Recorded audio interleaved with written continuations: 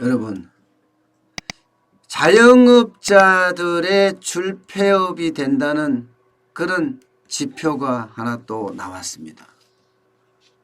지금까지는 옆집이 망한다, 뒷집이 망한다 이런 이야기는 주로 해왔지만 3월 들어서 자영업자들이 폭망한다. 심지어 집단 폐업까지 하고 있다. 이런 말씀을 간간히 전해드린 기억이 있습니다. 그런데 그 내용들이 지표로 나오는 그것도 40%가 폭증하는 그런 지표가 나왔습니다. 그만큼 지금 자영업의 어떤 경제는 완전히 위기라고 할 수 있죠. 기업중앙회가 운영하는 노란우산공제조합이라는 게 있습니다. 이 노란우산공제조합은요, 평소에 이 공제조합에 가입을 해서 매월 그 공제금을 집어넣는 거죠. 그러면 유사시, 그러니까 폐업을 한다든가 사망을 한다든가 이런 경우에 뭐 마치 매월 원금을 복리 계산으로 해서 공제금을 연금처럼 받을 수 있습니다. 쉽게 말하면 노란우산 공제조합에 가입을 하면요, 나중에 연금으로 받을 수 있는 게 바로 노란우산 공제조합입니다. 그런데 이 노란우산 공제조합의 어떤 공제금 지급 건수가 2월, 3월, 그것도 3월 1일부터 3월 13일까지요. 엄청나게 늘어났습니다. 11,792건입니다. 전년 동기가 8,377건이거든요. 거기에 대비하면 무려 말입니다. 40.8%나 증가했습니다. 40.8%. 엄청나죠? 이게 공제금을 노란우세 공제금을 연금으로 받는 사람이 40.8% 늘어났다는 것은 폐업이 그만큼 많이 늘어났다는 뜻이에요. 단순 계산으로 하게 되면요, 이게 노란우산 공제조합 이러면 뭐 국내 소상공인이 한 540만 명 정도 된다고 하거든요. 뭐 700만 명 나오는 데도 있고 또 어떤 데는 480만 명 나오는 데도 있는데 평균적으로 한 540만 명을 이야기를 합니다. 그중에 5분의 1이에요. 5분의 1. 110만 명 이상이 노란우산 공제조합에 가입이 돼 있거든요. 그중에 거기에서 이제 40%가 늘어난다니까 엄청난 거죠. 그리고 540만을 기준으로 했을 때 이게 40%가 망한다. 뭐 그럴 수는 없겠죠. 진짜 그렇게 된다 하면 우리 경제가 완전히 박살난다는 뜻인데 뭐 그럴 수는 없지만 단순 계산으로 해서도 자영업자 뭐 소상공인 이거 다 합치면 100만 이상이 원래 200만까지도 지금 이 통계대로 한다면 200만까지도 폐업을 한다. 이런 결과를 지금 가져올 수 있지 않습니까? 야, 참 이게 공제금이요. 줄폐업이 일어났던 시기 그때는 공제금 이 지급 건수가 급증을 하거든요. 실제로 2018년에도 37%가 늘어난 적이 있습니다. 2018년에도.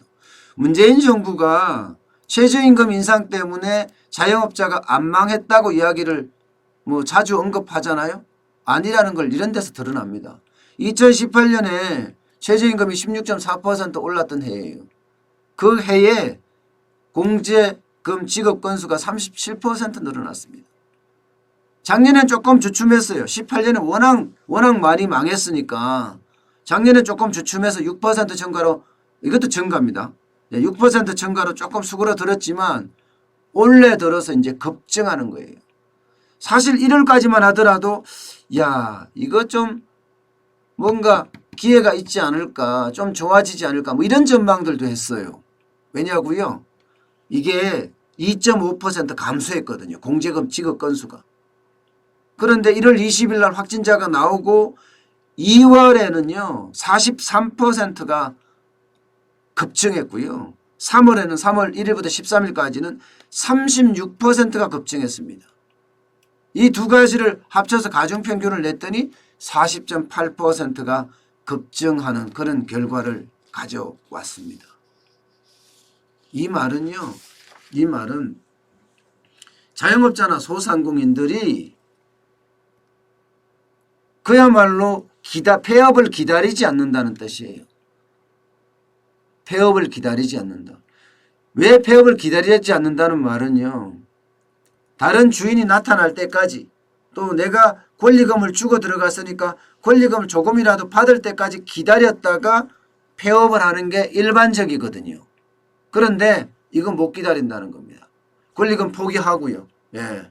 뭐 1,000만 원이 들어갔던 2,000만 원이 들어갔던 권리금 완전 포기하고 폐업부터 하는 사람들이 훨씬 많아졌다는 이야기예요. 제가 말씀드렸잖아요. 자영업자들 굉장히 어렵고 이 자영업자들이 어려워지고 소상공인들이 어려워지고 이러면 그 다음 차례가 이제 한 단계 더 들어간다고 그랬잖아요. 건물주들 망한다. 예, 건물주들. 실제로 건물주들 지금 많이 망하고 있지요. 또 거기서 한 단계 더 들어가면 이제 상가 빌딩까지 망한다. 상가 빌딩까지. 상가 빌딩까지 망하기 시작해서 매물로 나와서 경매로 들어간다고 하잖아요. 그러면 저는 가지고 있는 아파트도 이미 내놨다고 생각을 해요. 예. 그래서 아파트 가격도 좀 떨어진다. 이렇게 도미노처럼 계속 상황이 지금 안 좋아지고 있는 그런 상황입니다. 주변에도 보면요, 여러분.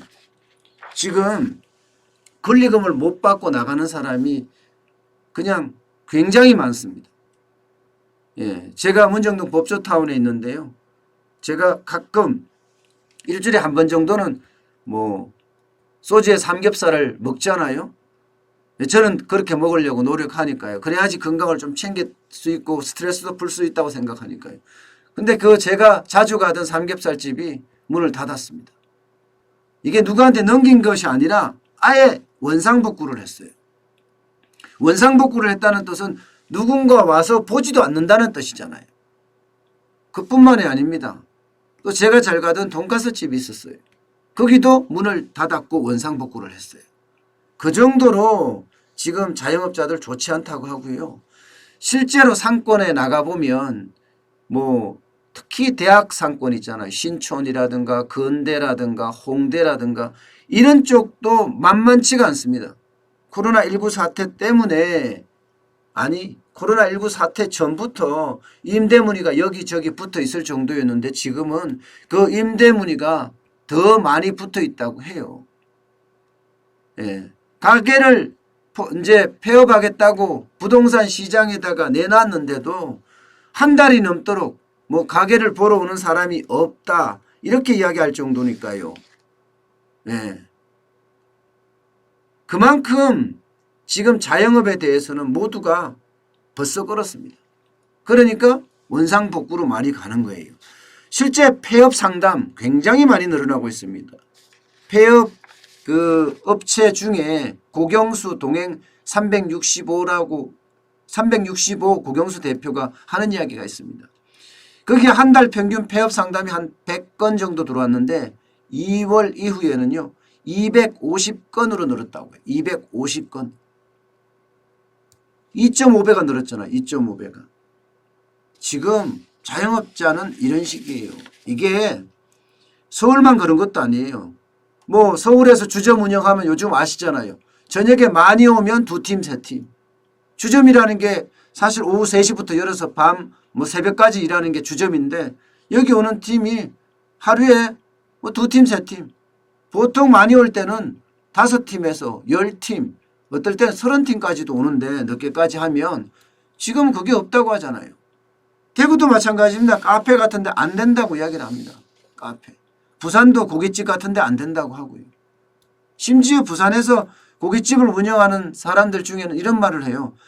10년을 가게를 운영해 봤는데 이번처럼 장사가 안 되긴 처음이다. 이렇게까지 이야기를 하고 있고요. 아이고 이제는 더 이상 못하겠다. 폐업해야 되겠다. 잦은 폐업을 선언하는 사람도 지금 많아지고 있다고 합니다. 앞서 말씀드린 것처럼 이게 경기의 골은요. 도미노처럼 점점 이제 후방산업으로 들어가게 시작하는 거예요. 후방산업으로. 전방산업이 자영업자가 장사를 하는 거라면 후방산업은요. 그 가게를 임차를 주는 거. 그죠? 그리고 뭐 그 뒤로 더 들어가면 가게 임차를 많이 주는 상가 빌딩 이렇게 갈 수 있는 거잖아요.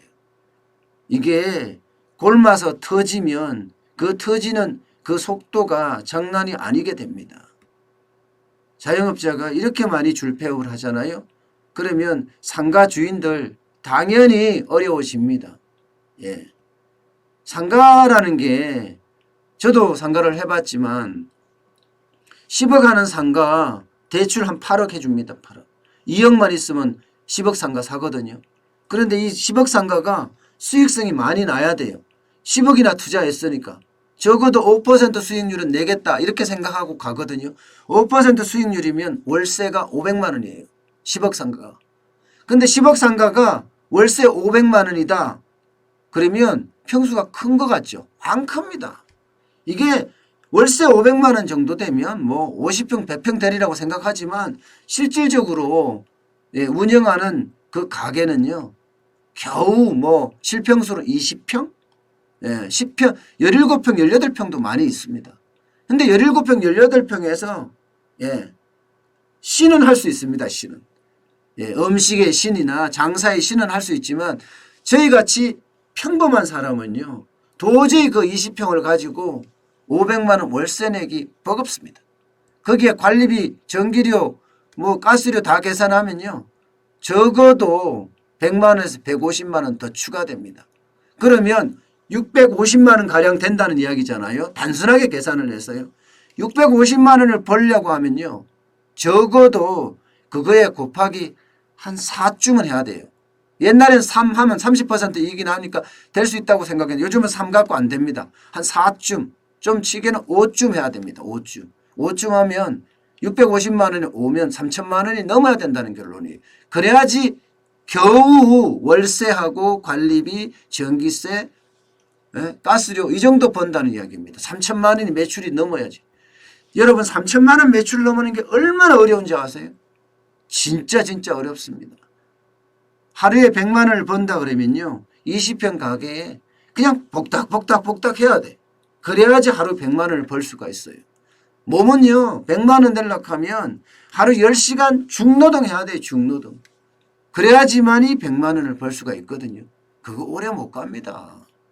오래 못 갑니다. 그런데 그렇게 되면 진짜 좋은데 이게 단순 계산이라서 그렇습니다. 제가 국밥집을 해봤으니까 그 느낌을 아는데요.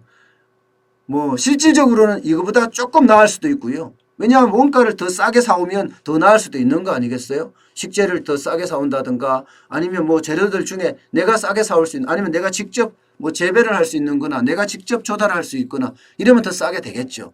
그러면 상황이 조금 달라지기도 하고 뭐 관리비가 저 같은 경우는 뭐 많이 나올 때 90만 원, 100만 원씩 나왔으니까 제가 150만 원 잡은 건데요. 관리비가 뭐 그거보다 한 반토막 나는 경우도 있을 거 아니에요. 그러면 또 상황에 따라 달라질 수도 있고요. 그렇지만 말입니다. 지금 제가 말씀드렸던 하루 100만 원이라는 것은요. 아니 하루 70만 원도 진짜 어려운 게 일반 사람들이 창업하는 겁니다. 게다가 코로나19 사태가 터졌으니까 이제는 하루 70만 원 뭐 이거 불가능합니다. 10만 원 15만 원 하기 바쁘다고 이야기하니까 폐업이 이만큼 늘어날 수밖에. 앞으로요.